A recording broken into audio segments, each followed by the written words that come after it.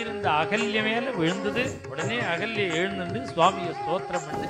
இவருடைய கிருபையினால அவ பவித்திரமாயிருக்கா. அந்த அர்ஜுனனுக்கு தத்துவோபதேசம் பண்ணும் பொழுது இந்த ஜனகனை பத்தி பேசணும்னா எப்பேற்பட்டவர் தான் இருக்காரு. அவர் ரொம்ப நாளா தாபப்பட்டு இருக்காரா. அப்பா அம்மா பிரிஞ்சிருக்காளே, அம்மா கல்லா கிடக்காளே.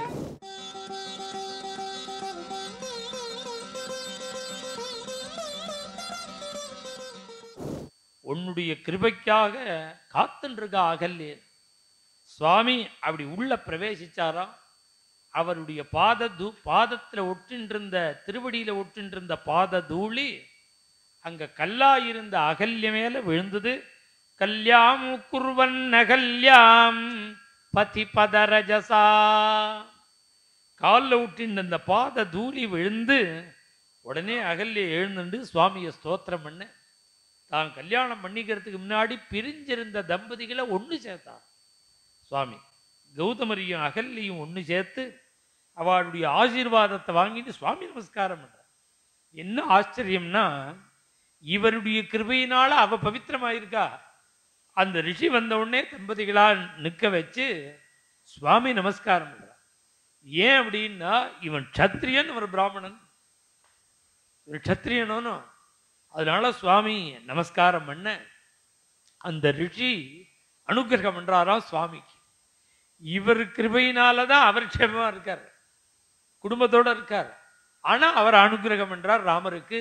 தீர்காயுஷ்மான் பவா, சகல பாக்கிய சமிருத்தி அஷ்டஈஸ்வரிய சமிருத்தின்னு அவர் ஆசீர்வாதம். அப்படி சுவாமிக்கு தம்பதிகளா அவ அனுகிரகம் பண்ண அங்கேருந்து கிளம்பி நேரா பிந்தானச்சந்திரஜூடம் தனுகு மிதிலா பிரவேசம் பண்றார்.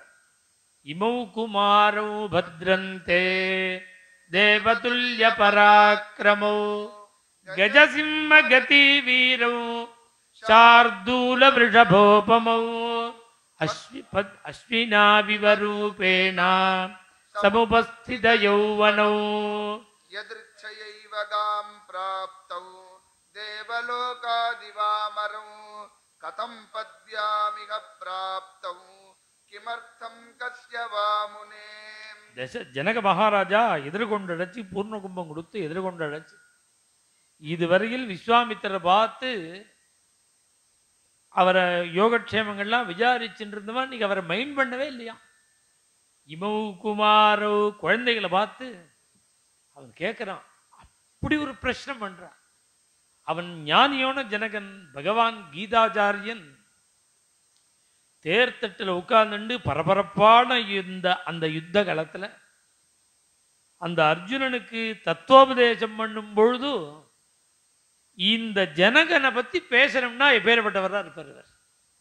கர்மணைவகி சம்சித்திம் ஆஸ்திதா ஜனகாதயா அப்படின்னு அந்த பகவத்கீதை உபதேசம் பண்ற காலத்துல பகவானுடைய திருவாக்கிலேந்து வந்த மகாத்மாவான் ஜனகன். அதனால அந்த ஜனகன் எப்பேற்பட்டவரா இருப்பார்.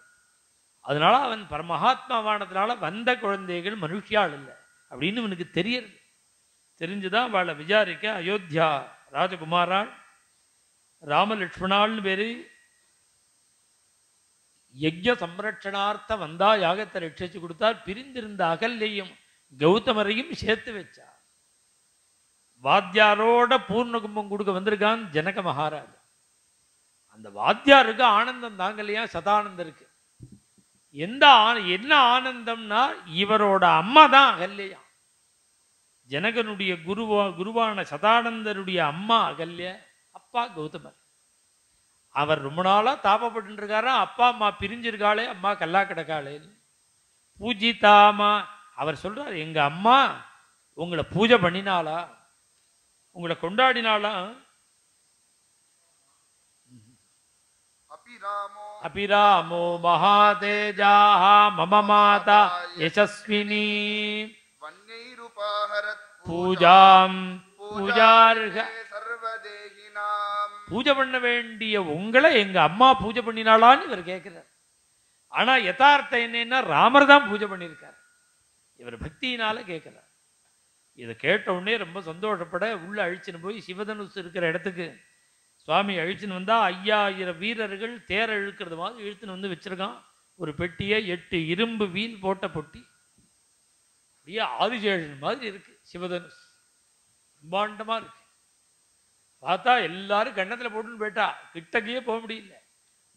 சுவாமி வந்து நிற்கிறார். பிந்தான சந்திரச்சூடம் தனுகு. சுவாமி வந்து பார்க்கிறார். அதை பார்த்தாராம் வில்ல. என்ன நினைச்சார் ராமர்னார்? நாம வேணா அட்டன் பண்ணுவோமான்னு நினைக்கலையா?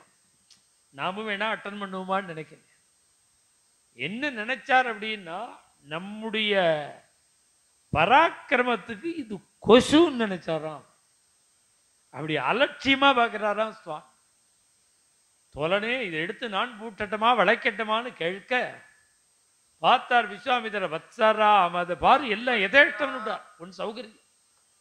மேலும் இது போன்ற சிறப்பான நிகழ்ச்சிகளை காண இப்போவே லைக் பண்ணுங்க, ஷேர் பண்ணுங்க, மறக்காம சப்ஸ்கிரைப் பண்ணுங்க.